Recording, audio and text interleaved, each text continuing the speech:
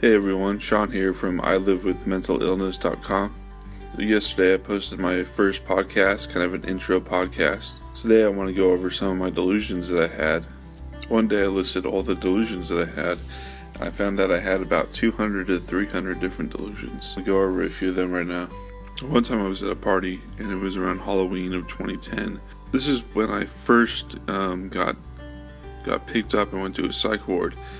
But this was before I was ever diagnosed. I was had my first episode in 2010, but they didn't diagnose me until 2012 when I had my second episode. So what I remember was that it was around Halloween.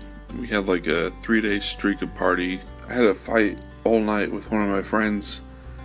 And the next day I woke up. I was doing cocaine and smoking weed and drinking beer all night that last night. But then I woke up. I didn't go to sleep. But the next morning, I saw that everything was different. It was really weird. I started to predict who was like gonna show up. I started to predict all these different things. It was like time stopped for me, and I kind of freaked out. And I got in my car and started driving around town like a madman.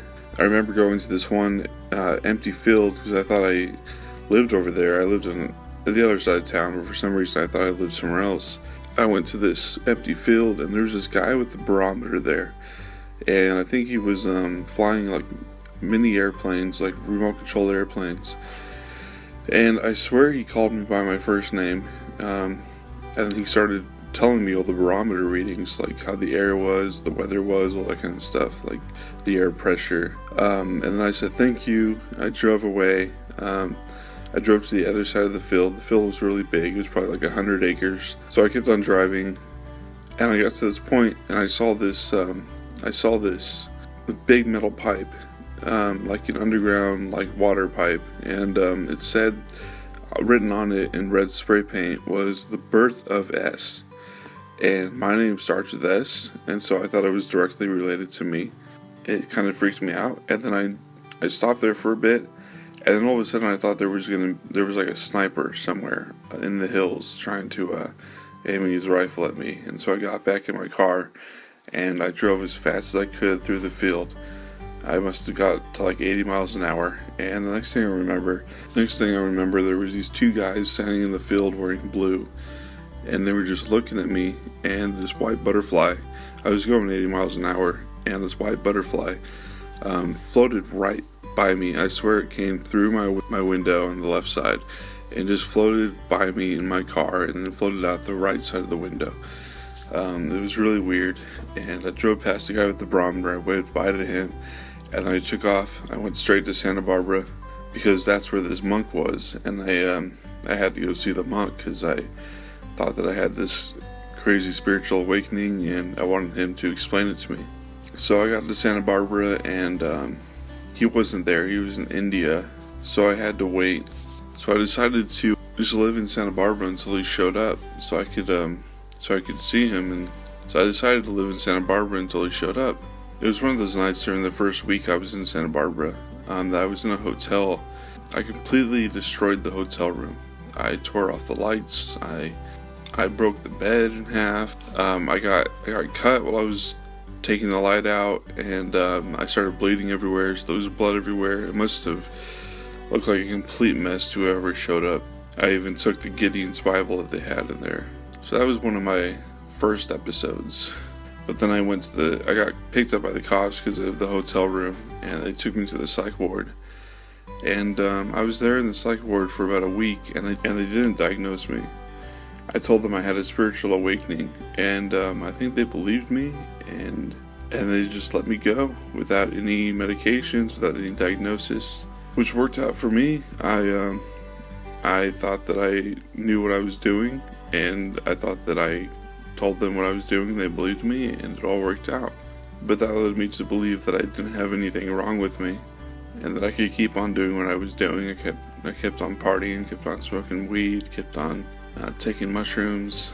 Even though I only did mushrooms like a few times my whole life, it still really affected me. So that's all I have for that story right now. Let's move on to something else. So there's a story that came out yesterday in regards to mental health, and it's from Fox 13 in Utah. It's talking about mental health first aid, how to respond to people when they're going through some sort of crisis, like an anxiety attack, or I guess a bipolar episode, or a schizophrenic episode, or something like that. They're encouraging it for the missionaries, probably the Mormon missionaries, to take the class, so when they're traveling around the city and they encounter someone like that, they know what to do. Maybe to call a cop or something. I don't know. What can you really do for someone that's in the middle of a crisis? But Utah has about 503 suicides a year, and that's kind of what they're trying to focus on, is how to get that number down. There's a foundation called the Speedy Foundation, and they're offering classes to help people to understand what a crisis looks like. Someone said, when I was growing up, people with mental health were kind of hidden, and now we're more aware of the situation. That is true. I've been told that a lot. Like I said, I was diagnosed in 2012, and like I said, my first episode was in 2010. I don't know anything else besides what was 2010 and beyond. I don't know what it was like before that. I've heard really bad stories, especially in the 80s and sometimes in the 90s, how bad it was for people that had a crisis. They just weren't treated very nicely or very fairly. So it's good that things like this are starting to come around. But it's kind of funny that they call it mental health first aid. I just don't know how regular people are going to be able to judge if someone's going through crisis and be able to help them out. Maybe it's more obvious than I think, but sometimes you just don't know if someone's going through crisis, or maybe there's no difference to some people.